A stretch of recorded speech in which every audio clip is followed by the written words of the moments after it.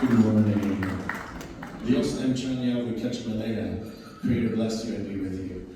And so I have been taught the Four Agreements and I teach the Four Agreements.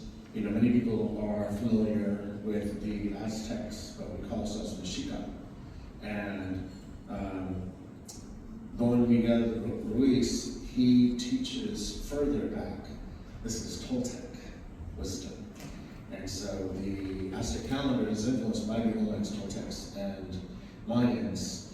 And the Four Agreements are, number one, be impeccable with your word.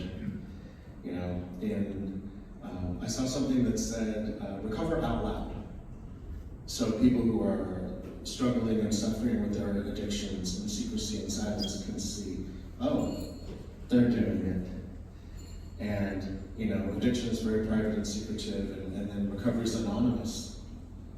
And so let me come forward and say, I'm in sobriety, I'm in recovery, 30 years clean and sober. And in AA they say, well, they stole it from Shakespeare. This above all to thine own self be true. Nobody remembers the next line is, as the night falls the day, thou shalt not be false to a man. But it's being honest with yourself and being honest with others that we are trustworthy, we are honest, and when we say we're going to do something, we keep that commitment, and we stop breaking promises, and we follow through, and we're in service to others. Second is don't take anything personally. That can be a hard one, especially for those of us who grew up in trauma, you know, and were berated, put down, insulted, belittled, emotionally abused, verbally, mentally.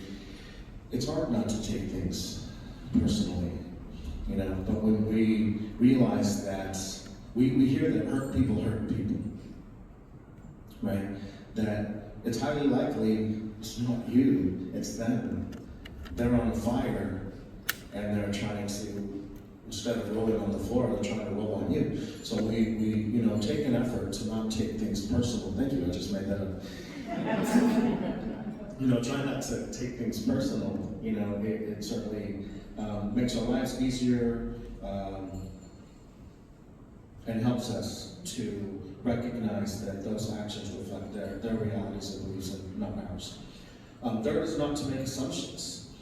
And life is, I will admit, easier when we give in to what we are taught about making swathing assumptions about whole other groups of people. It's easier to live that way than to treat everyone as an individual and meet them individually where they are. Yes, that takes more work, but I have experienced love in my own culture. I've experienced hate in my own culture. I have experienced hate outside of my culture, and I have experienced some of the most meaningful love outside of my culture. So we can take a moment and not make those assumptions and have the courage to question things and try to avoid misunderstandings and the trauma that they cause. It really helps to improve our relations.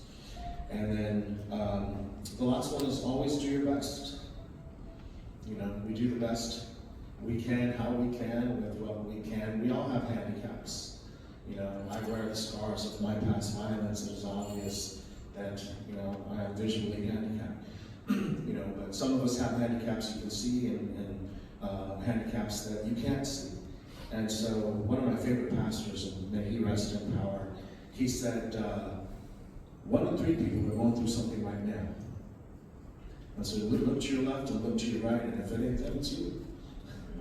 And from there forward, I try to treat everybody with more kindness and dignity and respect.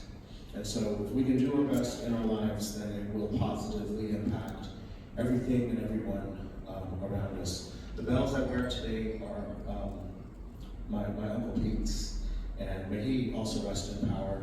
And I promised I would do Apache dance in them, and I have kept that promise.